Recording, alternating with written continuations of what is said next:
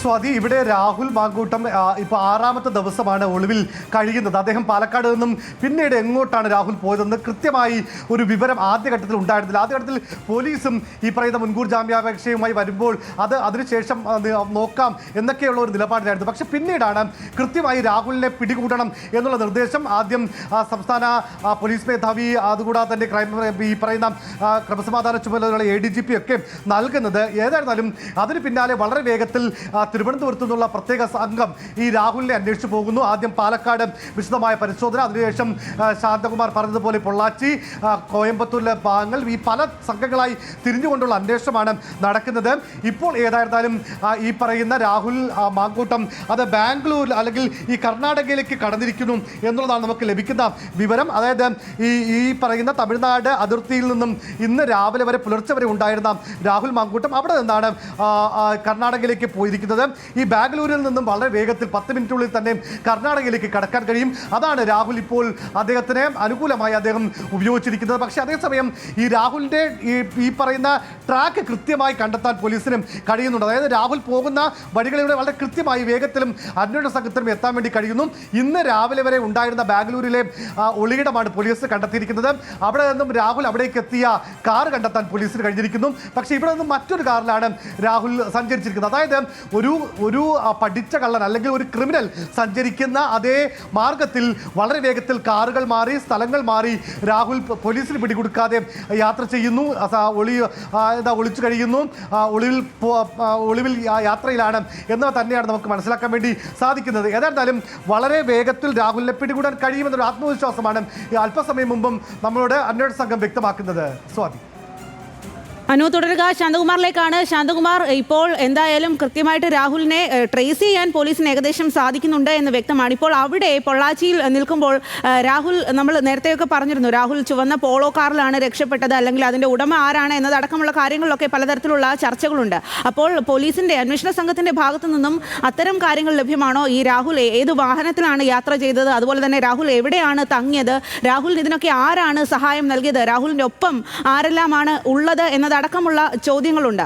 ഇത് ഒക്കെ അന്വേഷണ സംഘത്തിന്റെ ഭാഗത്തു നിന്നും ഇക്കാര്യങ്ങളിൽ ഏതെങ്കിലും തരത്തിൽ വിവരം ലഭ്യമാണോ?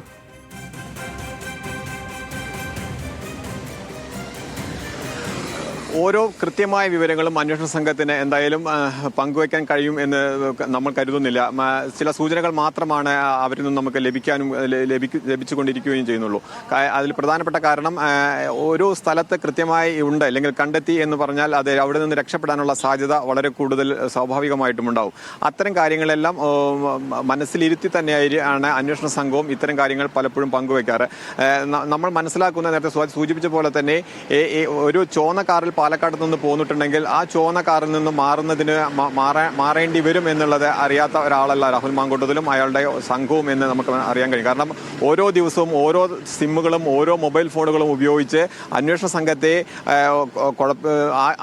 ആശയക്കുഴപ്പത്തിലാക്കുന്ന സംവിധാനം രാഹുൽ മാങ്കൂട്ടത്തിൽ കഴിഞ്ഞ ദിവസങ്ങളിലൊക്കെ നടത്തിയിട്ടുണ്ടെന്ന് അന്വേഷണ സംഘം കഴിഞ്ഞ ശനിയാഴ്ചയാണ് മനസ്സിലാക്കുന്നത്.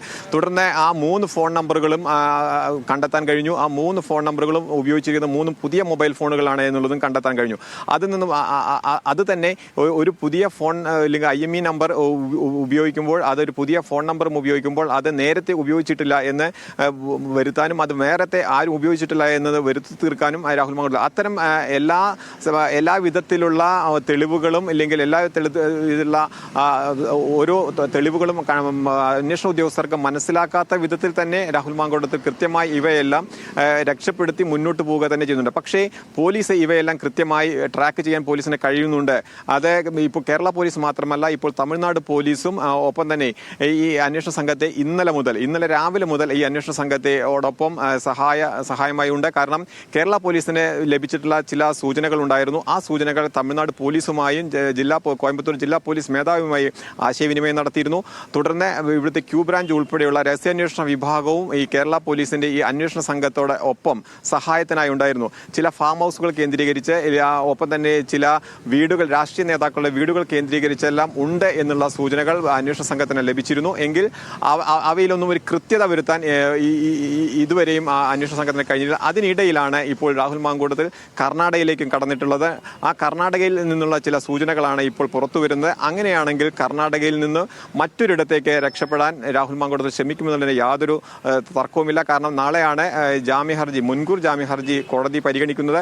അതിനു മുമ്പ് കീഴടങ്ങുക എന്നുള്ളത് ഇനി സാധ്യമാവില്ല, അല്ലെങ്കിൽ കീഴടങ്ങേണ്ടതില്ല എന്നുള്ള ഒരു നിലപാടിൽ തന്നെ ആയിരിക്കും രാഹുൽ മാങ്കൂട്ടത്തിൽ എന്ന് തന്നെയാണ് നമ്മൾ മനസ്സിലാക്കുന്നത്. അതുകൊണ്ട് ഇനി ഒരു പോലീസ് സംഘത്തിന് പിടികൊടുക്കാതെ ഈ ജാമ്യ ഹർജി തള്ളിക്കഴിഞ്ഞിട്ടുണ്ടെങ്കിൽ മാത്രം തുടർ നടപടിയിലേക്ക് പോവുക എന്നുള്ള ഇതിലേക്ക് മാത്രമാണ് രാഹുൽ മാങ്കൂട്ടത്തിൽ പോകുന്നത് എന്ന് തന്നെയാണ് നമുക്ക് മനസ്സിലാക്കാൻ കഴിയുന്നത്. എന്തായാലും രാഹുൽ മാങ്കൂട്ടത്തിലിനെ പിടികൂടാൻ കേരള പോലീസിന് അധിക സമയം വേണ്ടിവരില്ല എന്ന് അവരിൽ നിന്ന് ലഭിക്കുന്ന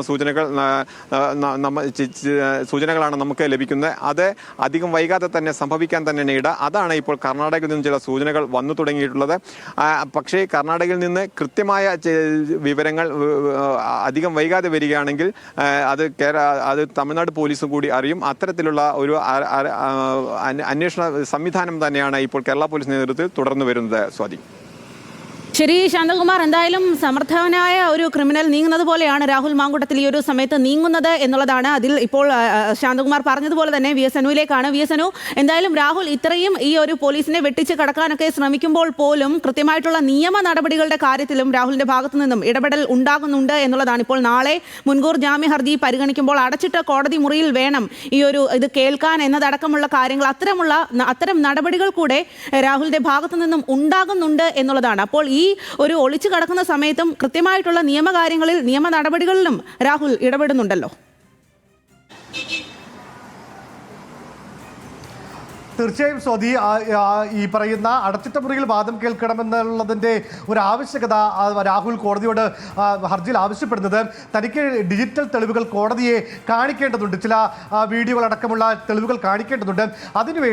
അതിനായി കോടതിയുടെ അടച്ചിട്ട മുറിയിൽ വേണം ഈ പറയുന്ന വാദം കേൾക്കാൻ, മുൻകൂർ ജാമ്യാപേക്ഷ കേൾക്കാൻ, പരിഗണിക്കാൻ എന്നുള്ളതാണ് രാഹുലിൻ്റെ ആവശ്യം. അക്കാര്യമാണ് ഒരു പ്രത്യേക ഹർജിയിലൂടെ രാഹുൽ മാങ്കൂട്ടം ഇന്ന് കോടതിയിൽ നൽകിയിരിക്കുന്നത്. സ്വാതി പറഞ്ഞതുപോലെ ഈ ഒരു വശത്ത് ഇത്തരം നിയമ നടപടിയുമായി ബന്ധപ്പെട്ട നടപടിക്രമങ്ങൾ പാലിക്കുമ്പോൾ മറുവശത്ത് പോലീസിന്റെ പിടിയിലാകാതെ വളരെ കൃത്യമായ ഗൂഢാലോചനയും അല്ലെങ്കിൽ നീക്കങ്ങളോടെ രാഹുൽ പോലീസിൽ നിന്നും തെന്നിമാറി പോകുന്നതാണ് നമുക്ക് കാണാൻ വേണ്ടി കഴിയുക. അല്പസമയം മുമ്പ് വരെ, അല്ലെങ്കിൽ ഒരു കയ്യെത്തും ദൂരത്ത് നിന്നാണ് പോലീസിന് ഇപ്പോൾ രാഹുലിനെ നഷ്ടപ്പെട്ടിരിക്കുന്നതെന്നാണ് മനസ്സിലാക്കുന്നത്. രാഹുൽ മാങ്കൂട്ടം കർണാടകയിലേക്ക് കടന്നതായിട്ടുള്ള വിവരവും സൂചനകളുമാണ് ലഭിക്കുന്നത്. സ്വാതി. വി എസ് അനു, തുടരുക. ശാന്തകുമാറിലേക്കാണ്. ശാന്തകുമാർ, ഇപ്പോൾ നിൽക്കുന്നത് രാഹുൽ മാങ്കൂട്ടത്തിൽ ഒളിവിൽ കഴിഞ്ഞു എന്ന് സംശയിക്കുന്ന, അല്ലെങ്കിൽ അത്തരം വിവരം ലഭ്യമാകുന്ന പൊള്ളാച്ചിയിലാണ്. അവിടെ നിന്നും നേരിട്ടാണ് നമുക്ക് ഈ വിവരങ്ങൾ നൽകിക്കൊണ്ടിരിക്കുന്നത് എന്നുള്ളതാണ്.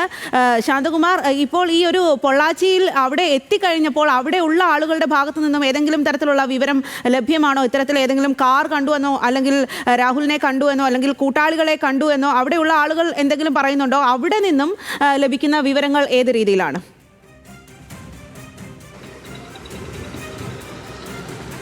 സ്വാതി, ഇത് തമിഴ്നാട്ടിൽ, അത് കോയമ്പത്തൂർ ജില്ലാ സൂപ്രണ്ടിന്റെ നേതൃത്വത്തിലാണ് ഇതിന്റെ ഈ അന്വേഷണത്തിന് സഹായങ്ങൾ ചെയ്തു വരുന്നത്.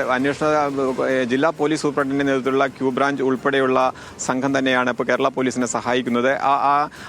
അവരിൽ നിന്നും ലഭിക്കുന്ന സൂചനകൾ, കഴിഞ്ഞ 2 ദിവസമായി കേരള പോലീസിന് സഹായവുമായി തമിഴ്നാട് പോലീസുണ്ട്. അതിൽ ചിലയിടങ്ങൾ ലൊക്കേറ്റ് ചെയ്യാനും കഴിയുന്നു. പക്ഷേ അവിടെ നിന്നും ഈ രാഹുൽ മാങ്കൂട്ടത്തിൽ രക്ഷപ്പെട്ടതായി തന്നെയാണ് ഇപ്പോൾ ലഭിക്കുന്ന സൂചനകൾ. എങ്കിലും ഈ രാഹുൽ മാങ്കൂട്ടത്തിൽ പോയ ഇടങ്ങൾ ഇവർക്ക് കണ്ടെത്താൻ കഴിഞ്ഞിട്ടുണ്ട്. ഈ പോലീസ് അന്വേഷണം ഊർജിതമാക്കിയെന്ന് മനസ്സിലാക്കിയോട് തന്നെ ഈ താവളങ്ങളെല്ലാം അടിക്കടി മാറ്റുക തന്നെയാണ് ചെയ്യുന്നത്. നേരത്തെ നമ്മൾ സൂചിപ്പിച്ചതുപോലെ തന്നെ മൊബൈൽ നമ്പർ സമാനമായ രീതിയിൽ മാറ്റാനുള്ള എല്ലാ സാധ്യതയുമുണ്ട്. പോലീസ് അവയും പരിശോധിച്ചു വരിക തന്നെയാണ്. ഇപ്പോൾ പോലീസിന് ലഭിച്ചിട്ടുള്ളത് 3 മൊബൈൽ നമ്പറുകളാണ്. ആ 3 മൊബൈൽ ഫോണുകളുമാണ്. അതിൽ കൂടുതൽ ഉപയോഗിച്ചിട്ടുണ്ടായിരിക്കും. കാരണം ഇതിനിടയിൽ രാഹുൽ മാങ്കൂട്ടത്തിനെ സഹായിച്ചിട്ടുള്ളത് ആരൊക്കെയാണ്, ഇല്ലെങ്കിൽ ഈ നമ്പറുകൾ എവിടെ നിന്ന് ലഭിച്ചു എന്നുള്ളതെല്ലാം തമിഴ്നാട് പോലീസിന്റെ കൂടി സഹായത്തോടു കൂടി തന്നെയാണ് ഇപ്പോൾ അന്വേഷണം തുടരുന്നത്. എന്തായാലും ഈ കോയമ്പത്തൂരും ശരി ശാന്തകുമാർ, വി എസ് അനു, എന്തായാലും അതിനിർണായകമായിട്ടുള്ള വിവരമാണ് ഈ ഒരു സമയത്ത് ന്യൂസ് മലയാളത്തിലൂടെ പുറത്തു വരുന്നത് എന്നുള്ള